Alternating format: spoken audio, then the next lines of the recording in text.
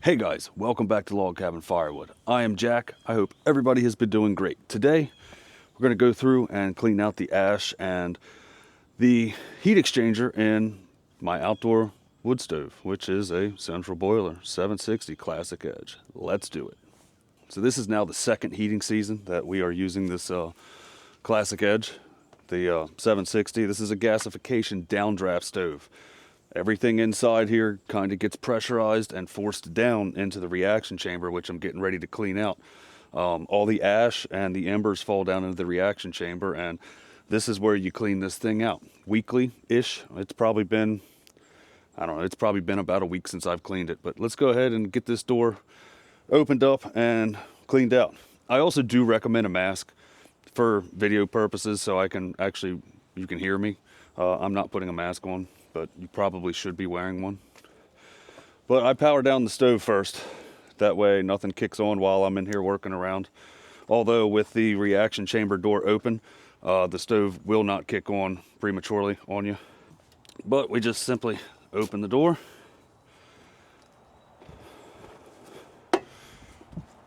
Get your handy dandy shovel and scoop it out.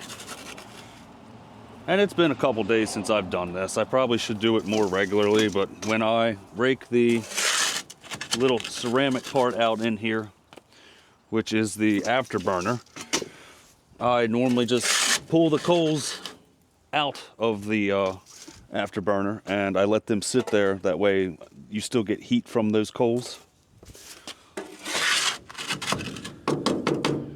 But central boiler gives you this tool here, and just stick this in here and pull the rest of it out.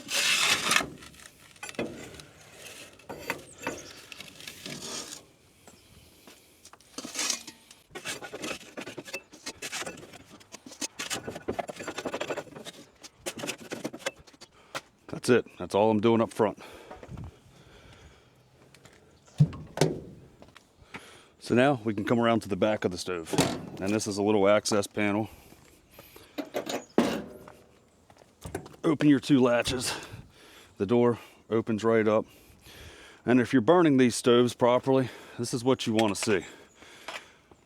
You just want to see dust on these. You don't want to see any big heavy buildup.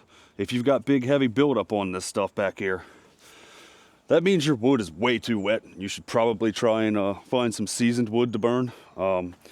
These stoves will burn some green, but I don't know. I've been burning wood for 14 years now, and in my experience, good seasoned wood is just supreme in every level for any style wood burner, whether that be a fireplace, indoor wood stove, or anything like that. But just use this tool. This part here isn't just a handle. This actually will fit up inside of here. And you can get things, you know, if there is anything up here, it takes the stuff right out. Again, you should probably be wearing a mask.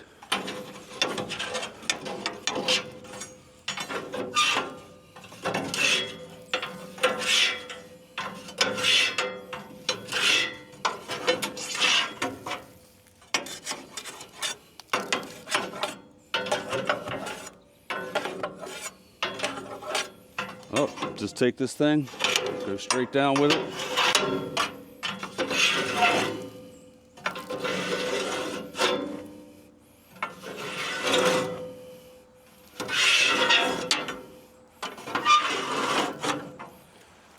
It also, if you do have some buildup because you're not burning the best wood, there is a scraper on here that you can sit here and actually go to town scraping if you really want to.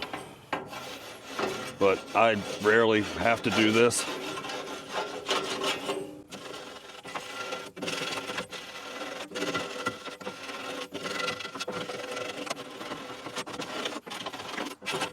They also do make a brush. I believe it's for one of the E-Classics though, for like cleaning some of their air tubes. It doesn't come with this one. I've seen a few people that have these actually have that brush, and it does do a good job. It just gets in there and scrapes everything out for you. But yeah, that's pretty much it back here. I mean, like I said, you just want a nice fine dust on these. If you've got heavy buildup, you're not getting good airflow, your wood's way too wet, or something's just wrong. You should probably be checking things if this is not, you know, like this, just perfect dust. Again, wear a mask, this probably isn't healthy. Same thing as up front though. Take this little scraper and you can scrape out whatever ash is in here.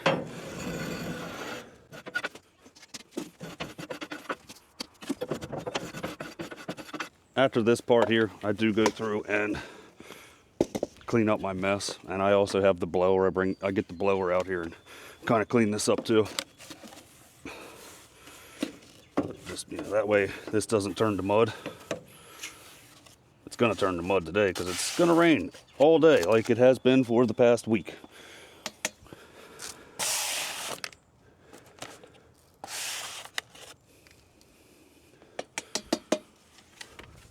But just give this a good sweep here.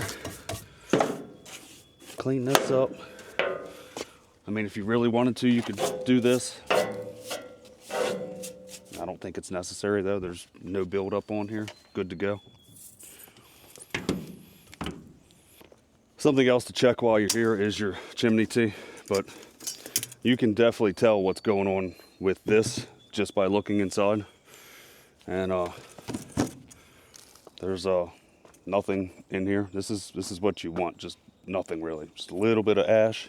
You can also use this provided tool that Central Boiler has and kind of pull this stuff out, but as you can see, there's nothing here.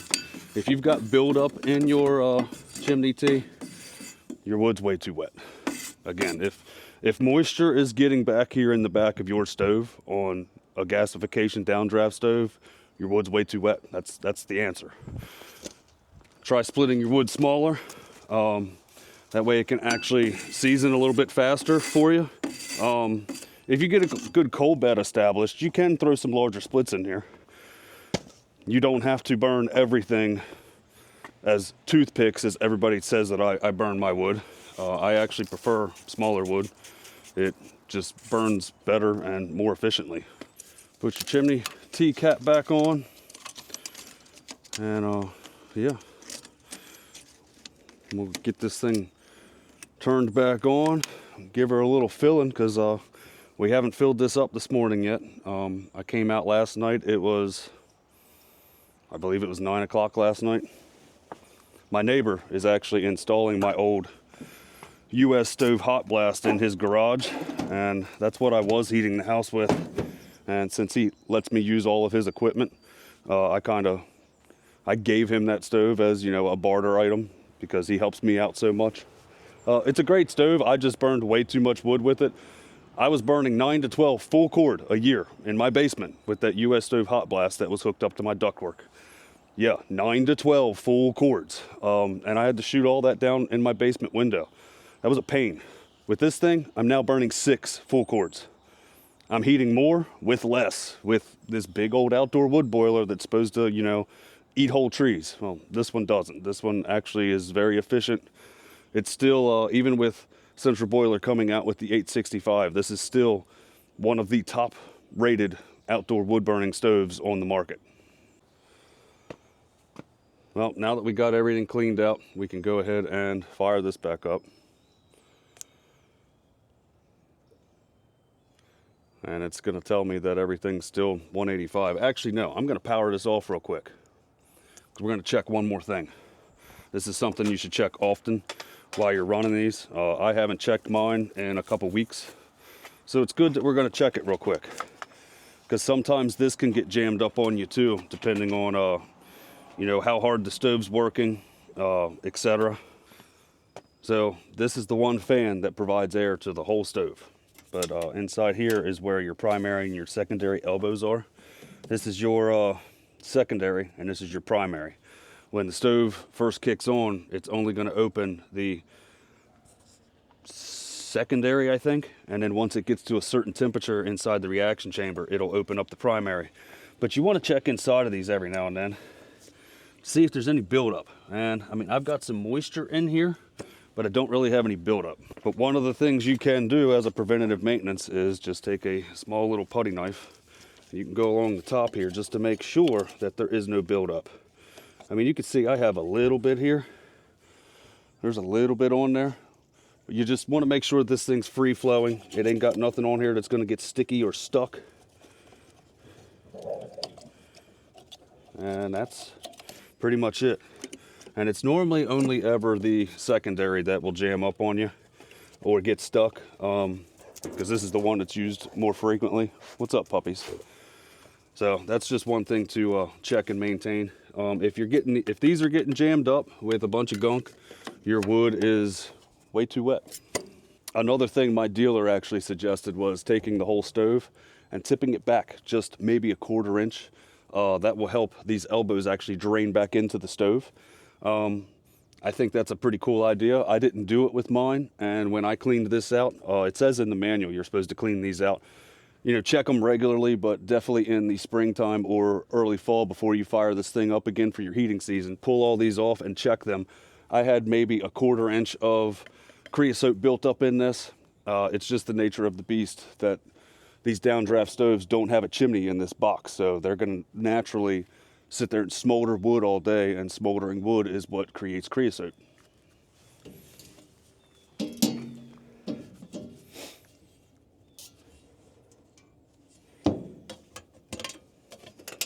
So now that everything's cleaned and I showed you how the primary and secondary works and things to check on with that, go ahead and put that box back on. We could throw our bypass.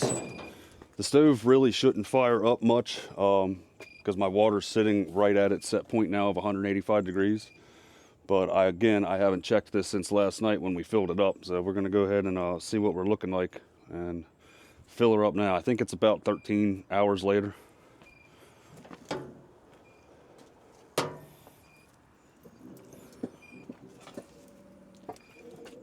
So there we go.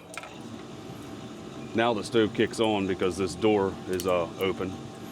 But that is, I think it was like 9 o'clock last night I loaded this thing up. I only loaded it up to about the top of these bars. That's typically where I load up to. But we'll go ahead and stir this up, add some wood to it, and continue on to the next project.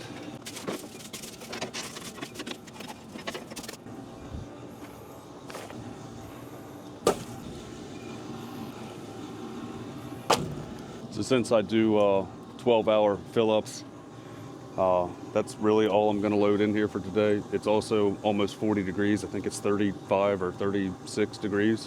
It's not cold today. I mean, you can barely even see my breath. I will come back later on this evening and, do a fill-up for the evening. But that's really all there is to these stoves. Occasionally on the inside, you do have to scrape the creosote out, and occasionally I come out here with some Simple Green and also give this thing a bath. You could see this from the road, and it is, you see this right out front of my house. I do clean my stove. I didn't spend almost $20,000 on something for it to look like trash.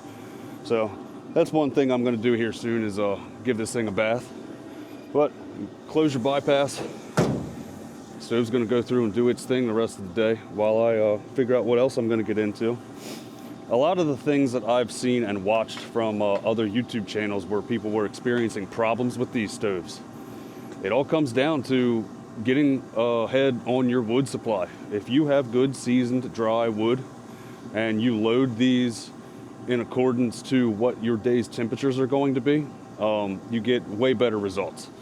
A lot of people always say, oh, why don't you fill the thing all the way up? I can, but I only load up about 14 to 16 hours. I work 12-hour days at my job.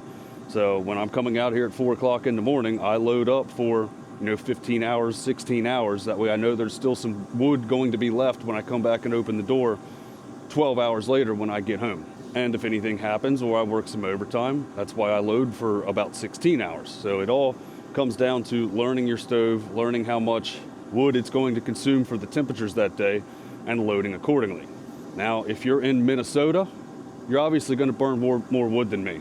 If you're in the Midwest where it's already negative degrees, you're going to burn more wood than me. Here in Maryland, we're still experiencing mild temps. It's unreal. I wish we would get a good deep freeze because I'm tired of working in the mud. If you're experiencing problems with these, it's most likely user error and wood error. And I know a lot of people don't like to hear that. But yeah, not much to cleaning this stove. And loading it and running them as efficient as possible. But yeah, take care of each other. Thanks so much for watching, and I'll catch you on the next one.